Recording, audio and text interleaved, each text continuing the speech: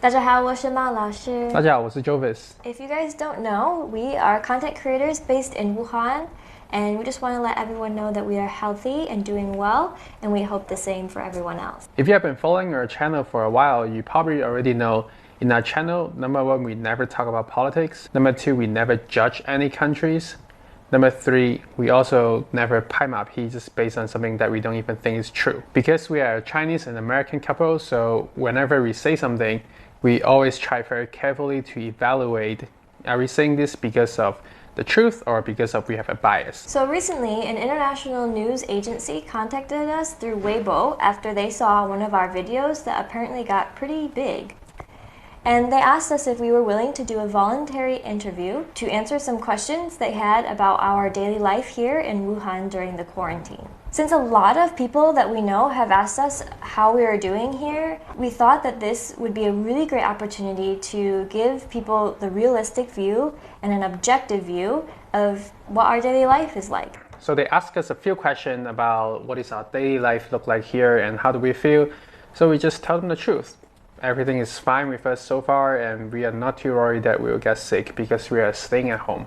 But so far, our family is not going out, so we know that we will be safe at home, and we're not too worried.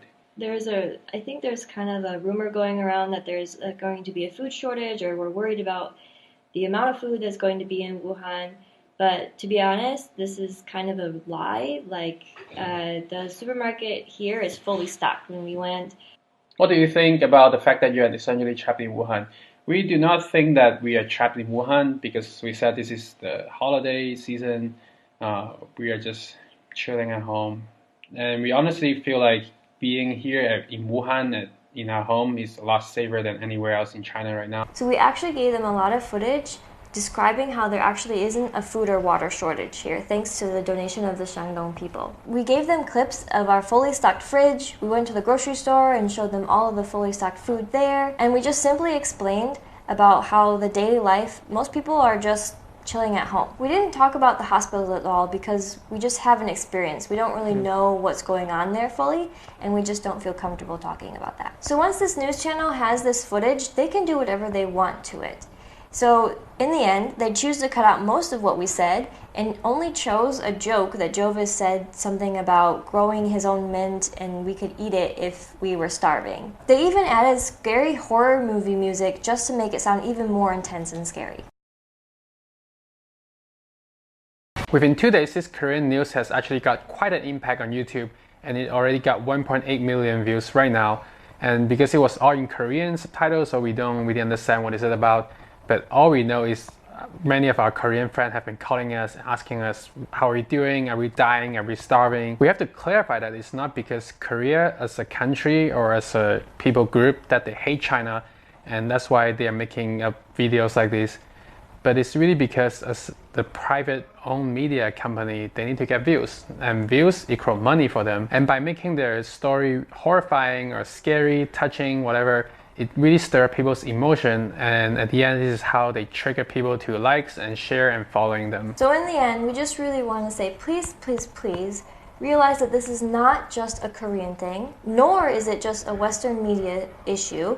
It's an issue that every country, culture, including our own, has. They make the title sound scary, they have very emotional or scary BGM, then they only report half-truths, all just to get views. So after all this, it makes us really just wonder, wow, how much of the media and news that we see is actually the whole truth? In the end, there are two takeaways that we want to give you. The first is learn how to think critically. Don't take everything that the media says and believe it. But at the same time, don't think that all the media says is fake news. Really, when you see something, ask yourself, is this source credible? And also, is this really true? And number two, our purpose is not that you will go on and hate Korea or any other countries, because there's really no need to hate an entire people group just based on one private owned news media who decided to do something like this to make money.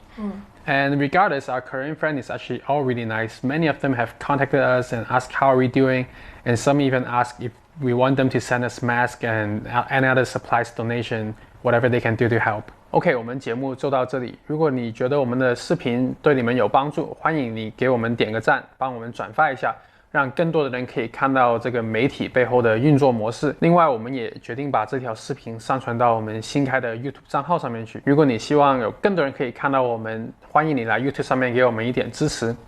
So see you next time. Bye.